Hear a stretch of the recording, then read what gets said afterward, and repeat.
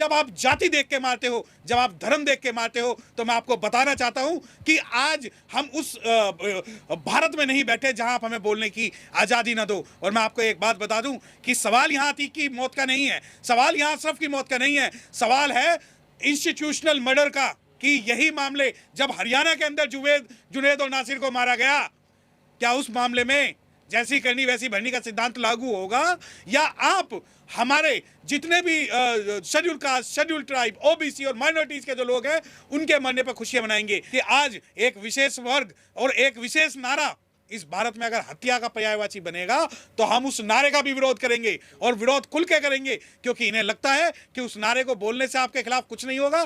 तो होगा, यही होगा, और भारत के अंदर होगा। क्यों भगवान राम का अपमान कर रहे हो? अरे जय सिया राम वाले अलग थे, जय श्री राम वाले अलग थे। जो जय सिया राम वाले हैं वो एकता की, बंधुत्व की बात करते हैं, और जो जय श्री राम वाले हैं ये कहीं ना कहीं इस प्रकार का मैनिपुलेशन कर रहे हैं कि जिससे भगवान राम भी बदनाम हो। अतीक अहमद के जो भाई हैं उन्होंने ये कहा था कि हमारे ही लोगों से हमला करवाएंगे। अब आप ये मानिए कि अगर इस वारदात को कोई मुस्लिम अंजाम दे देता तो ये पूरी की पूरी घटना का रूप क्या होता, आप सोच भी नहीं सकते। ना तो मैं अतीक अहमद का समर्थक हूँ, ना ही मैं विकास दुबे का समर्थक हूँ, परंतु ये जब आप अतीक अहमद के मामले में कर सकते हैं तो क्या यही प्रक्रिया खेलांजी मामले में होगी? क्या यही प्रतिक्रिया बथानी टोला में होगी? क्या यही प्रतिक्रिया फूलपुर बातें में होगी? और क्या यही प्रतिक्रिया मनीषा वाल्मीकि के मामले में होगी? क्या यही प्रतिक्रिया जो है जो भीमसेन के मामले में होगी? और क्या यही प्रतिक्रिया फूलन देवी को मारने वाले हत्यारों के साथ होगी? सर, उत्तर प्रदेश में कानून व्यवस्था को लेकर सवाल खड़े हो रहे हैं। किस तरह से देखते हैं अतीक अहमद और उसके भाई को सरेआम प्रशासन की मौजूदगी में हत्या कर दी गई है? देखिए, इस सवाल का जवाब अगर आप मुझसे एज एन एडवोकेट पूछ रहे हैं तो उसका जवाब बिल्कुल अलग होगा, परंतु एज ए इंडियन सिटीजन पूछ रहे हैं तो उसका जवाब बिल्कुल अलग हो। अगर आप ये सोचते हैं कि ये जो हत्या है ये लीगल है या कॉन्स्टिट्यूशनल है या रिलीजन बेस है, तो ये सारे के सारे जो क्वेश्चंस हैं वो इस हत्या में शामिल हैं। अब आप ये देखिए कि ऐसा नहीं है कि कोई लोग आए और उन्होंने अतीक अहमद को मार दिया और बात खत्म हो गई ना, ऐसा नहीं है। सवाल यहाँ पर यह है कि अतीक अहमद और उनके भाई ने पहले ही शासन प्रशासन को चेता दिया था कि हफ्ते 2 हफ्ते के अंदर हमारी हत्या हो सकती है। उन्होंने पूरी की पूरी रूपरेखा बता दी थी, और उन्होंने ये भी बता दिया था कि हो सकता है हमारा एनकाउंटर हो। उन्होंने ये भी बता दिया था हो सकता है हमारे लोग मारे गए हों। अब यहाँ लोग आता है कि लोग कहते हैं कि नहीं, अतीक अहमद के साथ जो हुआ है, अतीक अहमद ने जैसा किया वैसा जैसी करनी वैसी भरनी, जैसा किया वैसा भरा। बिल्कुल सही है, बिल्कुल सही है। ना तो मैं अतीक अहमद का समर्थक हूं, ना ही मैं विकास दुबे का समर्थक हूं, परंतु ये जब आप अतीक अहमद के मामले में कर सकते हैं तो क्या यही प्रक्रिया खेलांजी मामले में होगी? क्या यही प्रतिक्रिया बथानी टोला में होगी? क्या यही प्रतिक्रिया फूलपुर बातें में होगी? और क्या यही प्रतिक्रिया मनीषा वाल्मीकि के मामले में होगी? क्या यही प्रतिक्रिया जो है जो भीमसेन के मामले में होगी? और क्या यही प्रतिक्रिया फूलन देवी को मारने वाले हत्यारों के साथ होगी? परंतु अगर मैं आपसे ये सवाल करूंगा तो आप ये कहेंगे कि नहीं, ये तो हर चीज़ को जातिवाद और धर्म का नाम देते हैं। जब आप जाति देख के मारते हो, जब आप धर्म देख के मारते हो, तो मैं आपको बताना चाहता हूं कि आज हम उस भारत में नहीं बैठे जहां आप हमें बोलने की आज़ादी ना दो। और मैं आपको एक बात बता दूं कि सवाल यहाँ अतीक की मौत का नहीं है, सवाल यहाँ अशरफ की मौत का नहीं है, सवाल है इंस्टीट्यूशनल मर्डर का, शासकीय मर्डर का, गवर्नमेंट स्पॉन्सर मर्डर का। और आप ये कहेंगे कि मैं अतीक की समर्थन कर रहा हूं। मैं ना तो अतीक का समर्थन कर रहा हूं, ना ही मैं विकास दुबे का समर्थन कर रहा हूं। मैं उन लोगों को बता रहा हूं जो ग्लोरीफाई करते हैं, आज जो कह रहे हैं कि नहीं उसने जैसा किया वैसा, जैसी करनी वैसी भरनी। तो मैं आपको बता दूं कि यही मामले जब हरियाणा के अंदर जुनैद और नासिर को मारा गया, क्या उस मामले में जैसी करनी वैसी भरनी का सिद्धांत लागू होगा, या आप हमारे जितने भी schedule caste, schedule tribe, OBC और माइनॉरिटीज के जो लोग हैं उनके मरने पर खुशियां मनाएंगे? ये अगर कोई भी, आप ये देखिए कि मानसिकता कि आज सोशल मीडिया पर एक वर्ग खुशी मना रहा है, एक वर्ग ग्लोरीफाई कर रहा है, एक वर्ग कह रहा है कि जिस पे मुकदमे वो मारे जाएंगे। तो मैं बता दूं उत्तर प्रदेश के अंदर अतीक अहमद से ज़्यादा मुकदमे वाले लोग भी हैं और जो शासन में बैठे हैं। तो जलते घर को देखने वाले फूस का छप्पर आपका है, कि जलते घर को देखने वाले फूस का छप्पर आपका है, उसके पीछे तेज हवाएं आगे मुकद्दरा आपका है, और तेरे कत्ल पे मैं भी चुप था, मेरा नंबर अब आया, और मेरे कत्ल पे तू भी चुप है, अगला नंबर आपका है।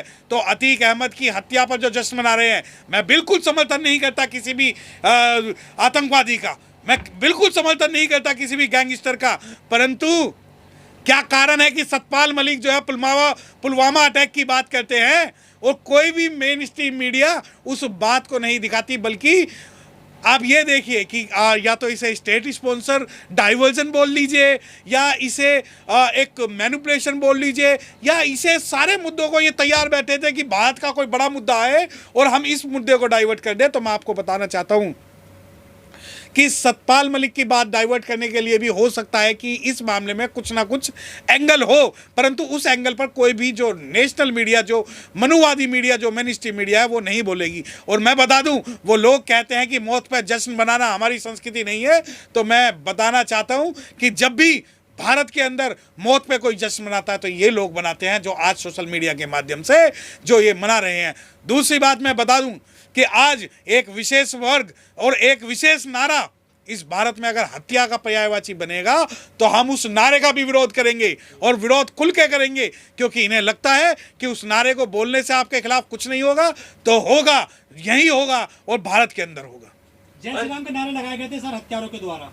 मैं वही बात बता रहा हूं कि नारा चाहे जय श्री राम का हो या अल्लाहू अकबर का हो, अगर नारा लगेगा और किसी के साथ भी अत्याचार होगा तो हम उस नारे के साथ नहीं है। और आप ये देखिए कि अगर मैं कहना चाहता हूं, चाहे इस बात पे मेरे ऊपर मुकदमा हो जाए, कि अगर वहां अल्लाहू अकबर के नारे लग जाते और कोई मौत हो जाती तो पूरा देश जलता, आज ये पूरे देश को जला देते, और इनकी मंशा भी यही थी। परंतु आज आप ये देखिए कि आपने तो अपने चैनल के माध्यम से बोल दिया कि वहाँ ये नारे लगे हैं, परंतु कोई भी मेन स्ट्रीम मीडिया, आप एक चैनल दिखा दीजिए जो इस बारे में बात कर रही हो कि वहाँ ये नारे लगे थे। और मैं किसी भी नारे का जो आदमी को इंसान से अलग करता है मैं समर्थन नहीं करता, चाहे वो किसी भी धर्म का। और उनके समर्थन में अब जो लोग खड़े हुए हैं वो कह रहे हैं कि बड़ी बात है कि उन्होंने जय श्री राम का नारा लगाया, लोगों ने देखना है। देखिए, चाहे आज उन्हें वो ग्लोरीफाई करके हीरो बना दे, चाहे पूरा भारत उनके साथ खड़ा हो जाए, परंतु मैं आपको बताने देना चाहता हूं कि हम उनके साथ ना थे, ना हैं और ना ही होंगे। दूसरी बात ये तो, अरे तुम क्यों भगवान राम का अपमान कर रहे हो, क्यों भगवान राम का अपमान कर रहे हो? अरे जय सिया राम वाले अलग थे, जय श्री राम वाले अलग थे। जो जय सिया राम वाले हैं वो एकता की बंधुत्व की बात करते हैं, और जो जय श्री राम वाले हैं ये कहीं ना कहीं इस प्रकार का मैनिपुलेशन कर रहे हैं कि जिससे भगवान राम भी बदनाम हो। पर जिस तरह से इस पूरे घटना को देखा जा रहा है, आरोपियों को पकड़ लिया गया, उन्होंने सरेंडर किया, लेकिन उसके बावजूद भी उनसे कोई खास पूछताछ नहीं हुई, उन्हें जेल भेज दिया गया। पुलिस का रिमांड पर उन्हें क्यों नहीं लिया गया? आप कानून के जानकार हैं तो इसे बेहतर बता सकते हैं। देखिए जी, आरोपियों को पकड़ा नहीं गया, आरोपियों ने सरेंडर किया। सरेंडर भी देखिए कहीं ना कहीं ये उनका जो सरेंडर था वो स्क्रिप्टेड था। अब ये आप ये देखिए कि कोई भी व्यक्ति चाहे छोटे मुकदमे में हो या बड़े मुकदमे में हो, वो पुलिस जब भी जाती है तो पुलिस कस्टडी की एप्लीकेशन लगाई जाती है कोर्ट में कि हमें इसकी पुलिस कस्टडी चाहिए। पुलिस कस्टडी जो है फर्दर इन्वेस्टिगेशन के लिए चाहिए, हमें इससे कुछ चीज़ डिस्क्लोजर करानी है, कुछ चीज़ें जो है स्टेटमेंट में और एविडेंस में जो है हमें कलेक्ट करनी है ताकि पुलिस कस्टडी में आके मिल जाए। परंतु इस मामले के अंदर ये बड़ा शॉकिंग था कि उन्हें जुडिशियल कस्टडी भेज दिया, और पुलिस का पीसी ना लेना भी एक देखिए कहीं ना कहीं संदेह पैदा करता है। पुलिस का पीसी ना लेना संदेह सबसे बड़ी ये पैदा करता है कि क्या कारण है, क्या पुलिस ने इन्वेस्टिगेशन कंप्लीट कर ली, या पुलिस के ऊपर से कोई आदेश है कि आप पुलिस कस्टडी नहीं मांगेंगे और जुडिशियल कस्टडी में भेज दें। दूसरी बात, जो भी प्रक्रिया इस मामले में अपनाई जा रही है वो कानून के हिसाब से और संविधान के हिसाब से कहीं ना कहीं रेगुलर नहीं है। अब आप ये मानिए कि ठीक है, चलो आप पुलिस कस्टडी नहीं मांगते और जुडिशियल कस्टडी में भेज देते हैं, ये सिर्फ उसी स्थिति में संभव होता है कि पुलिस कस्टडी ना मांगना जब इन्वेस्टिगेशन ऑलमोस्ट कंप्लीट हो गई हो।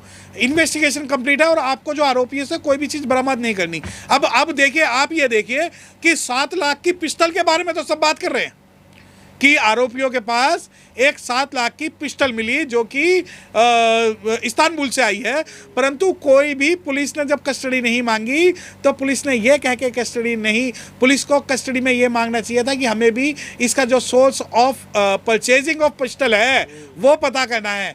क्या तो ये बात पुलिस को मालूम हो गई है कि उनका जो सोर्स क्या है और क्या नहीं है, या फिर कहीं ना कहीं वरिष्ठ अधिकारियों की इसमें इन्वॉल्वमेंट ये होगी कि उनके डायरेक्शन पे पुलिस ने जो है पुलिस कस्टडी नहीं मांगी है। सर 18 पुलिसकर्मी थे, उस दरमियान जब वो उनको मेडिकल के लिए ले जाया जा रहा था, किसी ने भी जो है आरोपी पे गोली नहीं चलाई, जो जिन्होंने गोली नहीं हुआ। देखिए, मैं इस सवाल का, आप जो सवाल मुझसे पूछ रहे हैं कि गोली नहीं चलाई, खैर मैं इसका जवाब नहीं दे पाऊंगा आपको, क्योंकि गोली चलाना कोई कानून की प्रक्रिया नहीं है।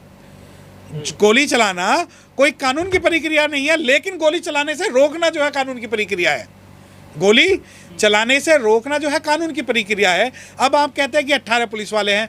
देखिए, जब स्टेट स्पॉन्सर कुछ चीज़ें होती हैं या किसी चीज़ में बहुत बड़ा षड्यंत्र होता है, तो वहाँ अगर 1000 पुलिस वाले भी होते तो शायद इन लोगों का मर्डर हो जाता, क्योंकि ये चीख चीख के रोज़ कहीं चिट्ठी भेज रहे थे, कहीं जो है ये कॉन्टैक्ट कर रहे थे, कहीं ये कुछ कर रहे थे, क्योंकि इन्हें अंदेशा था। और अंदेशा क्या, इन्हें पता था कि या तो इन्हें एनकाउंटर पे मार देंगे, या इन्हें गाड़ी को गिरा के मार देंगे, या इनके ही लोगों के द्वारा इसे करवा देंगे। और यहाँ सबसे मैं आपको एक आश्चर्यजनक बात बताऊं कि अतीक अहमद के जो भाई हैं, उन्होंने ये कहा था कि हमारे ही लोगों से हमला करवाएंगे। अब आप ये मानिए कि अगर इस वारदात को कोई मुस्लिम अंजाम दे देता तो ये पूरी की पूरी घटना का रूप क्या होता, आप सोच भी नहीं सकते। Subscribe now and press the bell icon. Never miss an update.